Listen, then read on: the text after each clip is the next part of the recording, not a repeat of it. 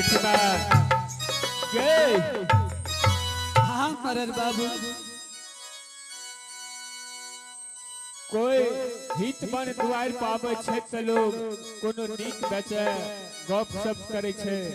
तू कुछ पूछली न अपर काने छी की बात छे। हे मरर बाबू आज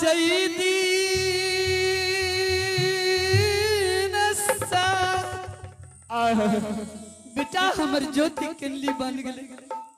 आय 12 बरस होई वाला छै। आय हितवन समाज के कोई न हमरा दुआरे ले। जब बेटा हमारा मरर जी किनली बन जा रहल है। सब हितवन के बुला के कहलका कम से कम हमरा बुढ़िया माई के देखिया।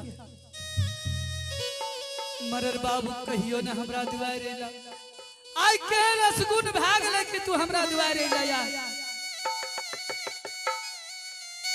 बरखिमा मरर मंजन 10 दुआरी है छे।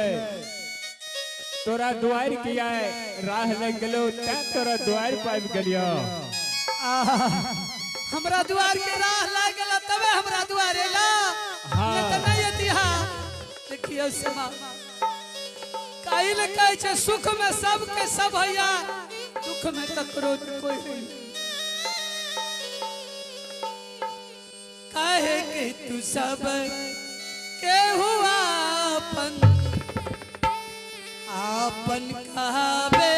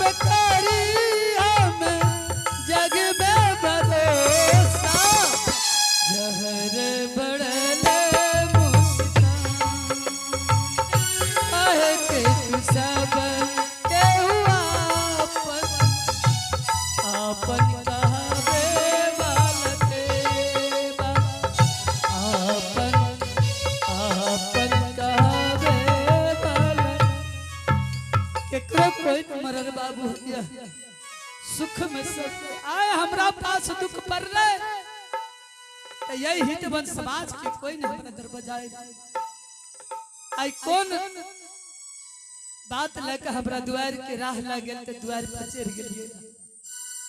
बड़की माँ हाँ बाबा तोहर बेटा जे रहो ज्योति महाराज ओकरा कैनली बने से जेना कते दिन भेलो या।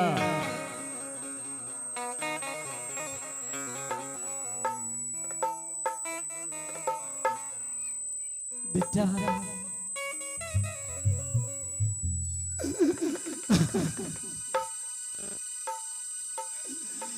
बेटा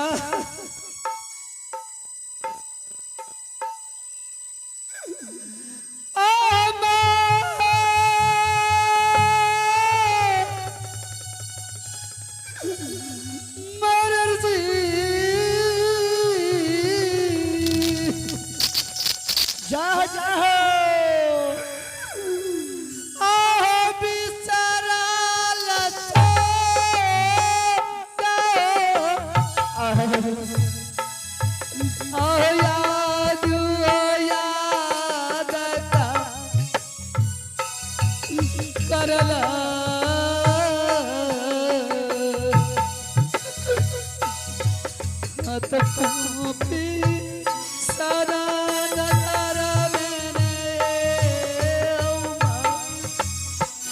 माजर जी